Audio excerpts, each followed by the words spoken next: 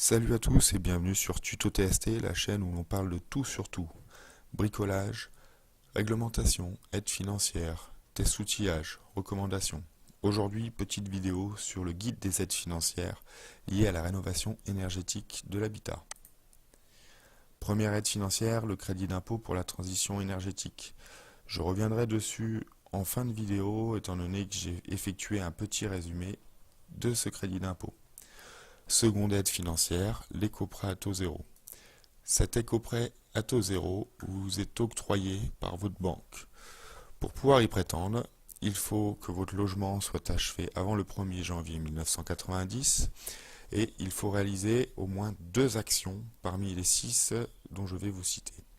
Première action, isolation de la totalité de la toiture. Deuxième action, isolation d'au moins la moitié de la surface des murs donnant sur l'extérieur.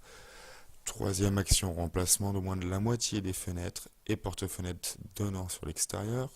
Quatrième action, installation ou remplacement d'un système de chauffage. Cinquième action, installation d'un système de chauffage utilisant une source d'énergie renouvelable. Sixième action, installation d'une production d'eau chaude sanitaire utilisant une source d'énergie renouvelable. Pour avoir le droit à l'éco-prêt à taux zéro, donc il faut choisir 2 ou 3 actions minimum. Si vous choisissez 2 actions, vous aurez le droit à un éco-prêt à taux zéro jusqu'à 20 000 € remboursables sur 10 ans. Si vous choisissez 3 actions, l'éco-prêt à taux zéro sera de maximum 30 000 € remboursables sur 15 ans. Il faut faire appel à une entreprise reconnue garant de l'environnement.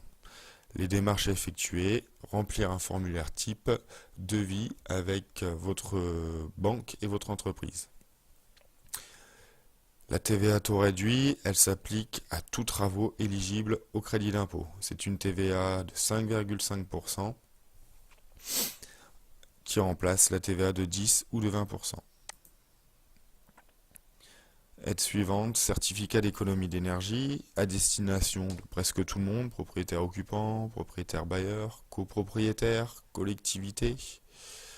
Cette prime énergie est cumulable avec le crédit d'impôt et l'éco-prêt à taux zéro. Il faut également passer par une entreprise reconnue garant de l'environnement. Il faut que le logement soit achevé depuis plus de 2 ans. Par contre, la résidence peut être principale ou secondaire. Il existe différents sites de simulation, je vous en mettrai quelques-uns dans la description. Attention, la démarche la plus importante est de s'inscrire en ligne avant signature de devis. Sinon, vous ne pourrez pas prétendre aux primes énergie. Aide suivante, programme Habiter mieux, donc aide de l'ANA. Elle s'adresse aux propriétaires occupants, bailleurs ou copropriétaires à revenus modestes ou très modestes. Je vous mettrai en description les différents plafonds de ressources. En 2018, vous n'êtes pas obligé d'avoir recours à un artisan reconnu garant de l'environnement. Par contre, à compter de 2019, il sera obligatoire de faire appel à un artisan RGE.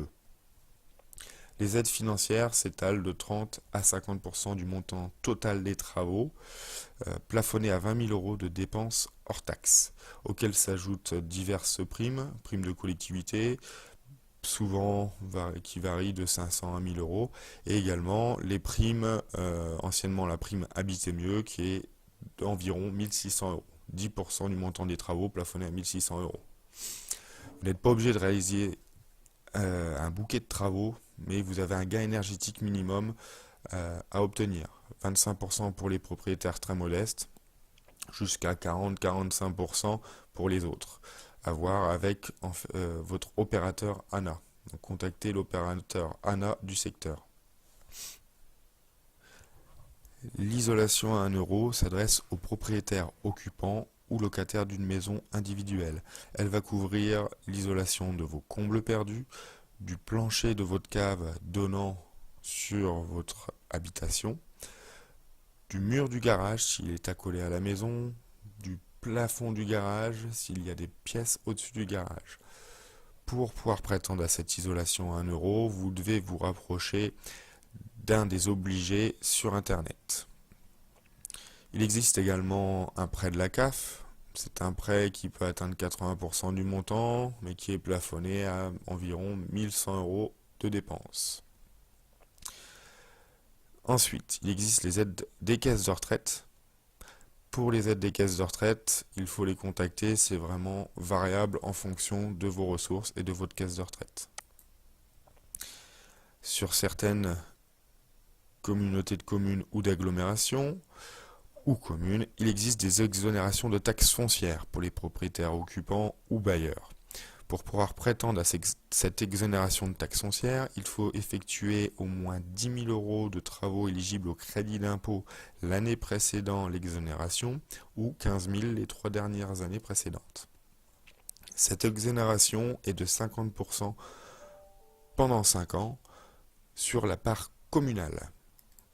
Il faut que la résidence principale soit achevée avant le 1er janvier 1989. Ensuite, il existe de nombreuses aides locales, isolation de la toiture, des murs, des combles, installation de systèmes solaires photovoltaïques. Pour ça, vous devez vous rapprocher soit de votre conseiller info-énergie du secteur, soit de la collectivité. Il existe également un autre prêt à taux zéro plus, différent de l'éco-prêt à taux zéro. L'éco-prêt à taux zéro est un prêt pour la rénovation énergétique de l'habitat. Le prêt à taux zéro est un prêt pour les primo-accédants, c'est-à-dire soit construction d'un logement neuf, soit achat d'un logement avec rénovation, minimum 25% du montant d'achat du logement. Pour avoir le droit à cette aide, vous devez faire une simulation avec votre conseiller de banque. Ensuite, nous allons passer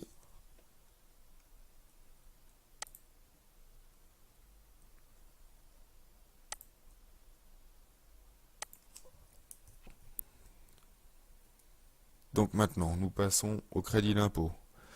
Au crédit d'impôt, donc maintenant, nous allons passer au résumé du crédit d'impôt.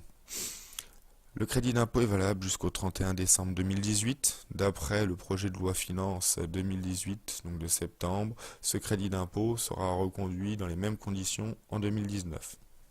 Il s'adresse aux propriétaires occupants, locataires, occupants à titre gratuit d'une résidence principale achevée depuis plus de 2 ans. Il faut faire appel à une entreprise reconnue garant de l'environnement. Il faut vérifier également le contenu de la facture et du devis. Notamment, doit figurer sur devis et facture la date de visite préalable à l'établissement du devis, toutes les caractéristiques techniques que vous pourrez voir à la suite de cette page, la qualification RGE de l'entreprise et distinguer le montant du matériel et de la main-d'œuvre. Le crédit d'impôt est de 30%. Matériel et main-d'œuvre pour l'isolation, uniquement matériel pour la plupart des autres équipements. Il est plafonné donc à 30% de 8 000 € pour une personne seule, 30% de 16 000 € pour un couple, et sinon 30% de 16 000 € plus 400 € par personne à charge. Voici la liste des équipements, par exemple pour l'isolation des parois opaques, l'isolation des murs donnant sur l'extérieur. L'isolant doit posséder une résistance thermique supérieure ou égale à 3,7.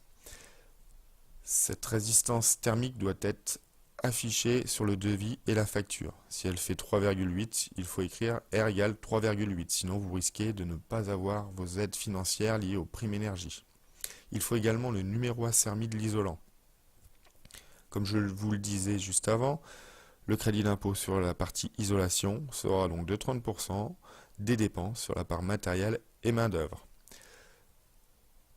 Toutes les dépenses comprennent l'isolant, les systèmes de fixation, le parement.